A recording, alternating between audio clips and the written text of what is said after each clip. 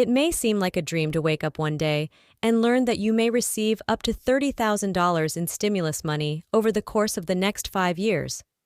But recently, extreme proposals have been made to assist the wealthy with home equity loans while also providing assistance to Medicaid recipients. But what about everyone else in the interim? Today, I'm going to go into the newest information on why lawmakers are advocating for a universal stimulus package and what it would include for you. So hit the like button and let's get started. Why is there such a demand for stimulus now in 2024? Well, let's break it down. First, there will be a major election in 5 or 6 months, which always sparks important policy conversations. At the forefront of these discussions is stimulus. Because of this, an increasing number of reports are coming out indicating that many Americans are having financial difficulties. Savings are declining, debt is high, and prices are rising. The Federal Reserve has been attempting to control inflation in order to reach the elusive 2%, but it appears that they may be up against a. This is where things get tricky. If the Federal Reserve gives in and lowers interest rates, it might facilitate borrowing, which would boost the economy, but it's a double-edged sword that could also result in higher inflation. In reality, though lower rates can benefit the middle and higher classes, but they don't do much to aid people who are already struggling to make ends meet. For this reason, politicians have been pushing for greater stimulus. And in the past month, former President Donald Trump has put out many suggested eliminating income taxes on tips, and even suggesting doing away with income taxes entirely in favor of tariffs. This is an ancient proposal that would definitely benefit service workers. On the other hand, legislators are proposing to give Medicaid recipients $500 per month for 5 years, roughly 60 million people. That's a huge sum of money, and while it would benefit a lot of people, it would also cause rapid inflation.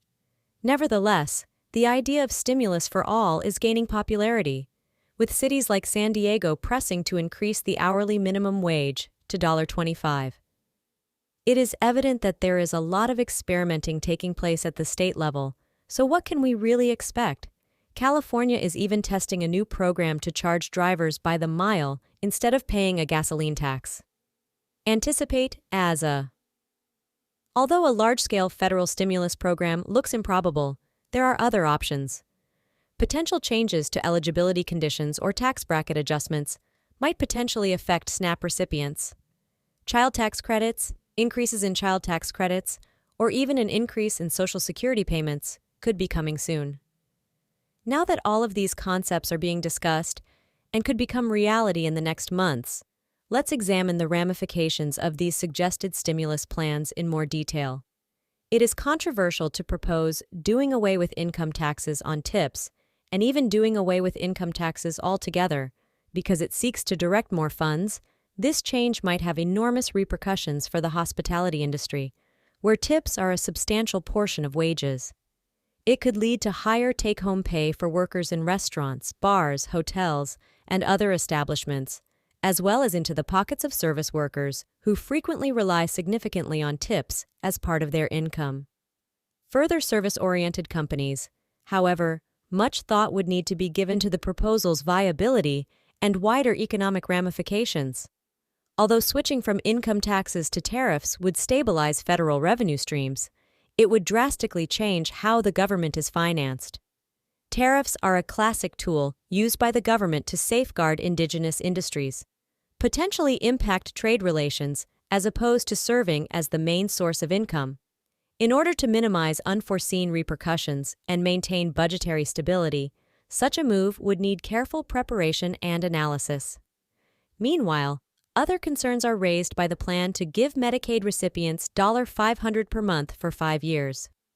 Medicaid provides a universal monthly stipend provided to a diverse population comprising low-income individuals, families with children, pregnant women, elderly adults, and people with disabilities, could ease financial burdens for millions of people and improve access to essential services and healthcare.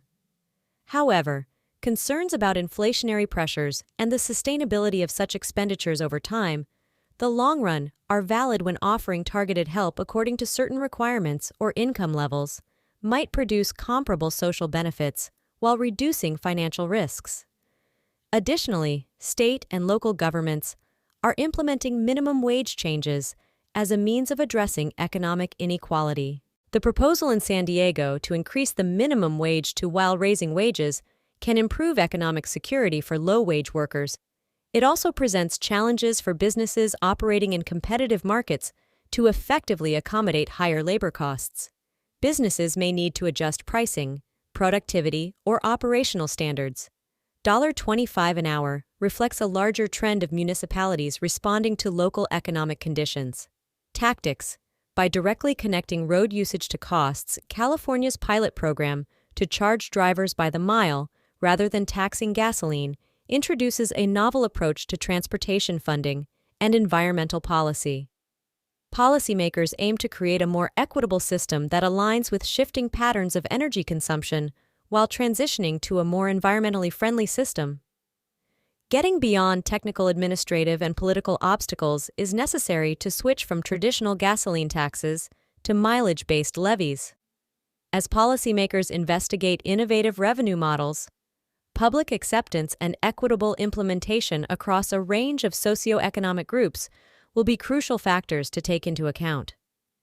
They must strike a balance between fiscal sustainability, environmental stewardship, and social equity in the changing landscape of, in order to ensure equitable prosperity and solve systemic issues, economic policy reflects ongoing efforts.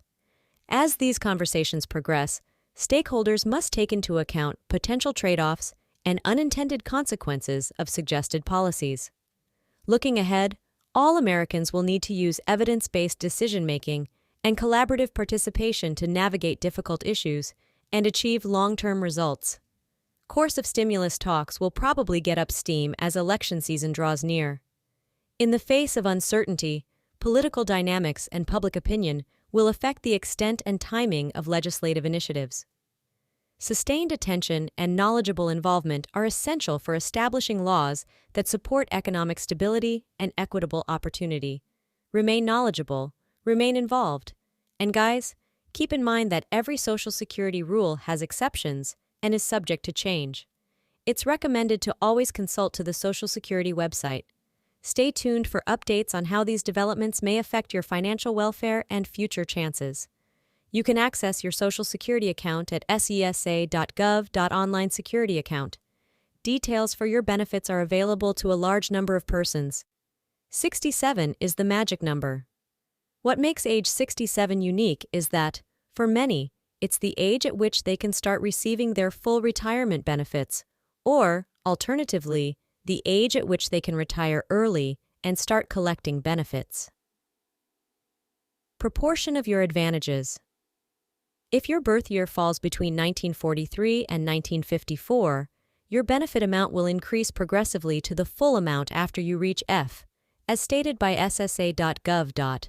This amount is known as your primary insurance amount, or PIA, if it reaches 66. The year of your birth, as indicated by the chart below, for survivor benefits, your full retirement age is 67 if you were born in 1960 or later. For individuals born between 1945 and 1956, F begins at age 66 and rises every 2 months for those born in 1962, or later attain 67, the full retirement age. What does it mean to receive 124% of your income if you file for bankruptcy before reaching retirement age? You may be wondering how much your benefits will lower the age at which you may retire. However, the percentages vary depending on the type of bankruptcy. Advantages: benefits for survivors and spouses. The table below illustrates the proportion of benefits you would receive between the ages of 60 and 70 if your full retirement age is 67. Fortunately, there is good news as well. If you wait until you are 70 to file for Social Security, you will earn 124% of. That concludes our time together. Thank you again for coming. Your entire benefit amount, which is a quite sizable rise. Please remember to use the like button if you found this video helpful, and feel free to leave any comments or questions below. I always enjoy hearing from you. I'll see you soon. Until then, keep informed and involved.